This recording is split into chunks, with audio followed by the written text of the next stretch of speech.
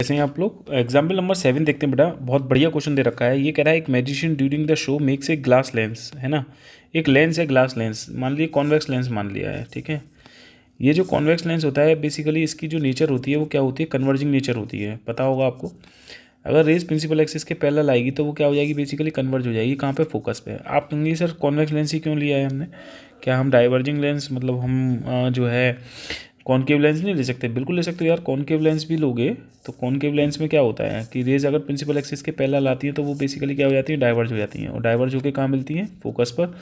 Principal axis के जिस point पर मिलती है उसे फोकस कहते हैं। पीछे मिला दो, पीछे ले जाओ इस रिफ्लेक्टेड रे को, तो जहाँ मिलेगी वहाँ फोकस होगा। और ऑप्टिकल सेंटर से फोकस के बीच की दूरी क्या होती है, फोकल लेंथ।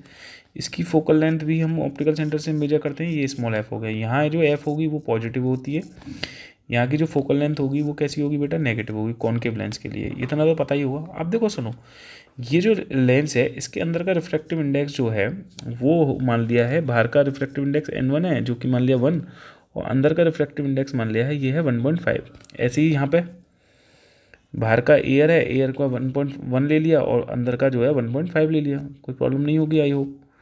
सही है। तो देखो बाहर का जो रिफ्रैक्टिव इंडेक्स है और अंदर का रिफ्रैक्टिव इंडेक्स में अंदर देखो, बाहर का रिफ्रैक्टिव इंडेक्स है ज़्यादा, अंदर का रिफ्रैक्टिव इंडेक्स है सॉरी ज़्यादा, और बाहर का रिफ्रैक्टिव इंडेक्स कम है।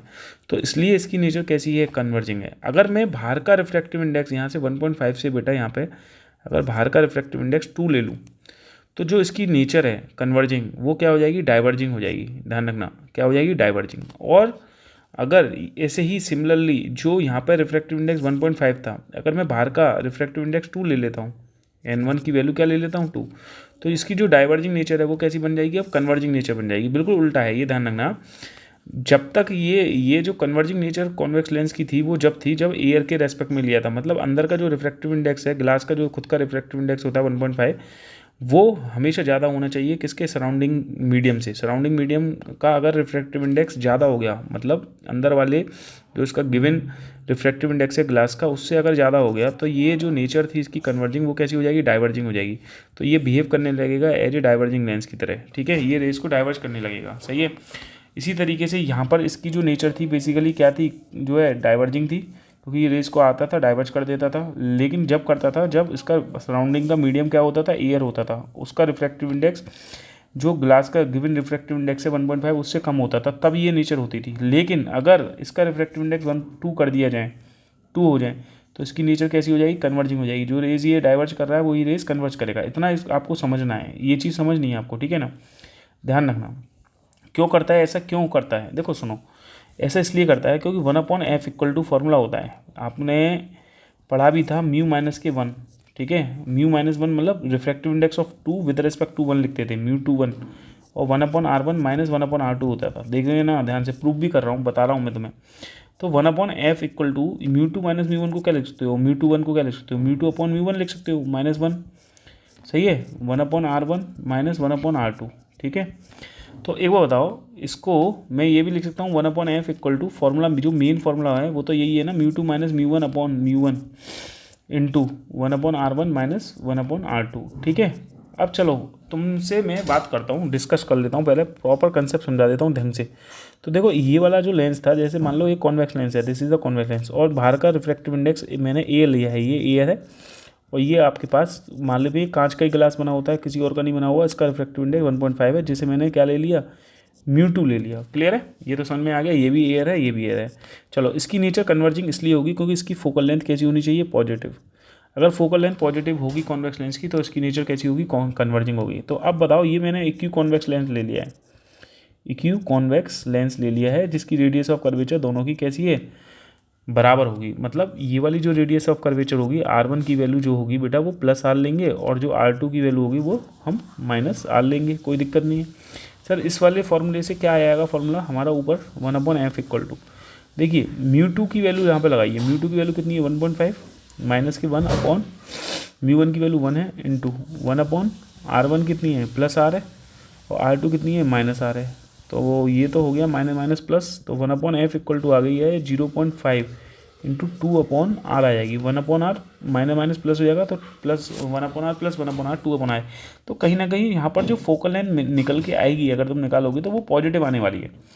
तो इसलिए इसकी नेचर कैसी है, कन्वर्जिंग है। अब मैं ऐसा मीडियम रखता हूँ इसके आगे, देखना ध्यान से सुनना, समझते हैं ना ध्यान से, इसी पर स्टडी कर रहा हूँ। एज सिमिलरली वही स्टडी कॉन्वेक्स लेंस पे करना। अगर ये रिफ्रैक्टिव इंडेक्स तो ग्लास का ही बना हुआ है, कोई बात नहीं, तो इसका रिफ्रैक्टिव इंडेक्स तो होने वाला है आपके पास जो है μ2 जो है, एक सेकेंड, μ2 कितना है 1.5, क्लियर है।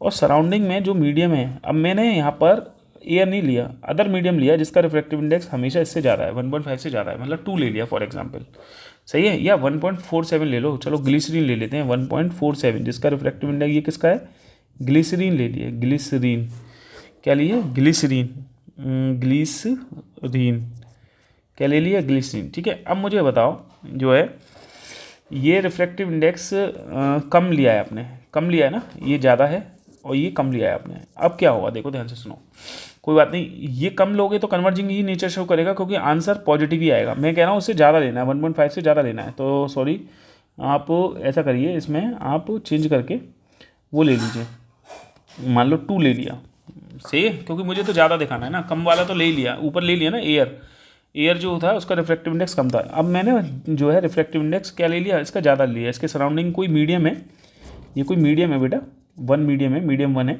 कोई मीडियम है, अब ये नहीं पता कौन सा मीडियम है, कोई है मीडियम, ठीक है, कोई भी मीडियम मान लो, ठीक है। इसके कंपैरिजन में इसकी जो है ये जो ग्लास रखा हुआ है ऐसी मीडियम में रखा है जो डेंसर मीडियम है। अभी जो ग्लास रखा हुआ था वो रेयर मीडियम में रखा हुआ था, एयर में, अब ग्लास ऐसे मीडियम में रख दिया जहाँ डेंसर मीडियम है। अब डेंसर मीडियम होगा तो क्या होगा, अब सुनना ध्यान से, फॉर्मूला तुम्हारे पास यही था, 1/f इक्वल टू वही μ2 minus μ1 upon μ1, 1/r1 minus 1/r2, तो वो तो 2/r आ गया था, क्योंकि इक्वी कॉन्वेक्स लेंस मैंने हम माना था। यहाँ पर देखो μ2 की वैल्यू कितनी है, μ2 की वैल्यू है वही 1.5, μ1 की वैल्यू कितनी है 2 हो गई। अब μ1 की वैल्यू कितनी है, μ1 की वैल्यू की 2 है। अब आप मुझे बताओ यहाँ से रेडियस ऑफ जो फोकल लेंथ है वो नेगेटिव आने वाली है, क्यों, क्योंकि अब 1.5 में से 2 घटाओगे तो कितना आएगा, माइनस के 0.5/2 आ जाएगा, इंटू 2/r आ जाएगा, सही है, ये तो आएगा भाई। तो यहाँ से आप अगर देखें तो फोकल लेंथ कहीं ना कहीं नेगेटिव आने वाली है। जब फोकल लेंथ नेगेटिव आती है तो उसकी नेचर कैसी हो जाती है, डाइवर्जिंग नेचर हो जाती है, नहीं हो जाती, डाइवर्जिंग नेचर हो जाती है। जो कॉन्वेक्स लेंस है बेसिकली वो क्या करने लगेगा, अब डाइवर्ज करने लगेगा, जो रेज आएंगी वो बेसिकली क्या करने लगेगा, डाइवर्ज करने लगेगा, ऐसे आएंगी तो ऐसे भेज देगा, इस तरीके की नेचर हो जाएगी जब इसका रिफ्रैक्टिव इंडेक्स क्या होगा, ज़्यादा होगा, किससे, इस वाले रिफ्रैक्टिव इंडेक्स से, ठीक है। अब सर एक और चीज़, एक और केस समझ सकते हो यहाँ पर, कि अगर कोई कॉन्वेक्स लेंस है, मान लो ये this is the convex lens है, मान लो इसका अंदर का रिफ्रैक्टिव इंडेक्स जो है μ2 मानने, तो μ2 मान लीजिए, μ2 इक्वल टू कितना है 1.5 है, लेकिन बाहर का जो रिफ्रैक्टिव इंडेक्स है वो भी 1.5 हो, मतलब सेम हो, ठीक है, मतलब बाहर भी ऐसे मीडियम में रख दिया जो कि दोनों का मीडियम सेम है, मतलब दोनों का रिफ्रैक्टिव इंडेक्स सेम है, μ1 बराबर μ2 है। तो ऐसे केस में क्या होने वाला है, तो आप देखें 1/f इक्वल टू फॉर्मूला होता है वही μ2 minus μ1 upon μ1, 1/r1 minus 1/r2, सही है, ठीक। तो यहाँ पर फॉर्मूले में पुट करेंगे, इक्वी कॉन्वेक्स लेंस है तो R1 और R2 जो है बराबर होंगी अपोजिट साइन की, तो 2/r आ जाता है। μ2 की वैल्यू कितनी है, अरे भाई 1.5, μ1 की वैल्यू कितनी है 1.5, ये कितनी है 1.5, और ये कितनी है 1/r प्लस 1/r हो जाएगी, वो यहाँ पे R2 की जगह माइनस R लिखेंगे, माइनस माइनस प्लस हो जाएगा, तो ये आ जाएगा। तो अब मुझे बताओ 1/f इक्वल टू कितना आ गया, 0 नहीं आ गया, 1.5 में से 1.5 घटाएंगे तो 0 आ गया। तो एक तरीके से फोकल लेंथ इन्फिनिटी नहीं आ गई, जब फोकल लेंथ इन्फिनिटी आ गई तो फोकल लेंथ इन्फिनिटी किसकी होती है, प्लेन ग्लास शीट की होती है, मतलब कहने सकते हो प्लेन ग्लास, प्लेन मिरर होता है उसी की तो होगी, प्लेन ग्लास शीट की तो ही होगी, मतलब ये जो कॉन्वेक्स लेंस है एक तरीके से ऐसा बिहेव करने लगेगा प्लेन ग्लास शीट की तरह, जिसकी फोकल लेंथ क्या होगी बेटा, इन्फिनिटी होगी। तो इसका कहीं ना कहीं तुम अगर यहाँ पर रेज गुजारोगे ना, तो वो जो रेज जाएंगी वो प्रिंसिपल एक्सिस ना कन्वर्ज होंगी ना डाइवर्ज होंगी, सीधे निकल जाएंगी, ये ध्यान रखना है आपको, सीधे निकल जाएंगी। क्यों, क्योंकि कन्वर्ज और डाइवर्ज जब होती ना, जब ये वाला मीडियम, सराउंडिंग मीडियम और ग्लास का खुद का जो है रिफ्रैक्टिव इंडेक्स अलग अलग होता, लेकिन यहाँ पर सेम है, तो लाइट रेज जो आएंगी वो ना कन्वर्ज होंगी ना डाइवर्ज होंगी, सीधे निकल जाएंगी, ठीक है, ये आपको याद रखना है, क्लियर है, आई होप आपको समझ में आया होगा, ठीक है। तो ये ध्यान रखना है आपको कि इस तरीके से जो है हमारे को ये कंसेप्ट है बेसिकली, जिसको हमें याद रखना है। अब इसी के बिहाफ पर ये वाला क्वेश्चंस दे रखा है इन्होंने, एग्जाम्पल 7, देखिए एग्जाम्पल 7 को मैं अब एलेबोरेट करता हूँ बहुत ही प्यारा क्वेश्चन है। एग्जाम्पल 7 देखिए, ये कह रहा है एक magician during the show make a glass lens. कोई भी ग्लास लेंस ले लिया, मैंने कहा चलो कॉन्वेक्स लेंस ले लिया, ग्लास लेंस ले लिया, जिसका रिफ्रैक्टिव इंडेक्स दे रखा है 1.47। एन से डिनोट कर सकते हो या म्यू से डिनोट कर सकते हो, कोई दिक्कत वाली बात नहीं है। 1.47 और ये क्या लेते हैं, म्यू 2। सही है। ये disappear in A trough of liquid, ये डिसअपियर हुआ एक ट्रफ ऑफ लिक्विड, लिक्विड में डिसअपियर हुआ। इस वाले गिलास को मैंने ऐसे लिक्विड में रखा है जो डिसअपियर हुआ। डिसअपियर कब होता है, ये डिसअपियर जब होगा जब ये प्लेन ग्लास शीट की तरह बिहेव करने लग जाए, मतलब ना कन्वर्जिंग नेचर कर रहे हैं ना डाइवर्जिंग, तो ये एक तरीके से डिसअपियर दिखाई देगा। ये कब दिखाई देगा, जब हमारा बाहर का जो सराउंडिंग मीडियम है उसका रिफ्रैक्टिव इंडेक्स भी इसके रिफ्रैक्टिव इंडेक्स के बराबर मैच कर जाए, तभी तो होगा डिसअपियर। समझ में आया। जो लाइट रेज होगी वो सीधे निकल जाएगी, कहने का मतलब है ना कन्वर्जिंग होगी ना डाइवर्जिंग होगी, वो ऐसा लगेगा कुछ हो ही नहीं रहा है, डिसअपियर हो जाएगा। मतलब तुम्हें वहाँ पे जो है इस चीज़ का विजुअलाइजेशन ही नहीं होगा कि यार रेज कन्वर्ज कर रही हैं डाइवर्ज कर रही हैं, कहीं नहीं कुछ होगा, सीधे सीधे निकलती चली जाएंगी। तो तुम्हें ये चीज़ फील नहीं होगी कि कहीं ना कहीं वहाँ जो कॉन्वेक्स लेंस है उसकी जो नेचर कन्वर्जिंग होती है वो रेज को कन्वर्ज कर रहा है, तुम्हें फील ही नहीं होगा। सीधे रेज आएगी सीधे चली जाएगी। कब, जब दोनों का रिफ्रैक्टिव इंडेक्स क्या होगा, बराबर होगा।